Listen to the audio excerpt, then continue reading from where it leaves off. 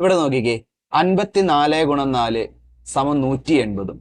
53 ഗുണം 2 സമം 70 ആയാൽ 56 ഗുണം 6 എത്രയാണെന്ന് കണ്ടുപിടിക്കണം. ഇവിടെ നമുക്കൊരു കാര്യം ചെയ്യാം.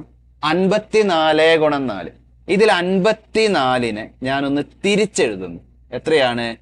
45. സ്ഥാനം അങ്ങോട്ടും ഇങ്ങോട്ടും മാറ്റി എഴുതുന്നു. 45 ഗുണം 4 ചെയ്യണം. 45 ഗുണം 4, ഇരട്ടിയുടെ ഇരട്ടി എടുത്താൽ മതി, 4 കൊണ്ട് ഗുണിക്കാൻ. 45ന്റെ ഇരട്ടി 90, 90ന്റെ ഇരട്ടിയാണ് എത്ര? 180. അപ്പൊ നമുക്ക് 180 കിട്ടുന്നുണ്ട്. അതുപോലെ അടുത്തത് 53 ഗുണം 2.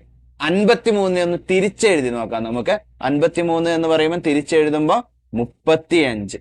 35 ഗുണം 2 അല്ലെ, 35ന്റെ ഇരട്ടി നമുക്ക് എന്ത് കിട്ടുന്നുണ്ട്? 70 കിട്ടുന്നുണ്ട്.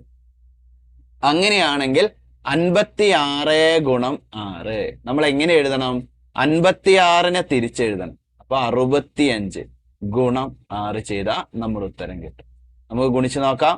65 ഗുണം 6, 6 ഗുണം 5 30ന് 3, 6 36 3 39. നമ്മുടെ ഉത്തരം എത്രയാണ്? 390. നമ്മുടെ ഉത്തരം 390 ആണ്.